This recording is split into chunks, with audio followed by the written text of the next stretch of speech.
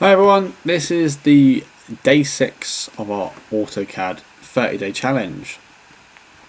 This one today we're going to go back and now start to look at all these tools that we've learnt so far. So this particular drawing we have some rectangles, we have some more slots, we're going back to the arrays and we're going to introduce a new array.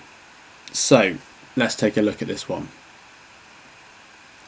So this is the drawing. This is another kind of sophisticated approach to rectangle, circles, slots and arrays. This time again we have a perfectly symmetrical object again, however the stuff on the object is not symmetrical, both left and right. So particularly the cross is 70 by 59, okay, with channels cut out. And then on the left hand feature we have this little kind of non-symmetrical circles with a polar array, and down the center we have our array, which is going to be either a path array or a rectangular array, which you guys can choose what to do. Now on slots, okay, we have slots that are given by dimension rather than angle.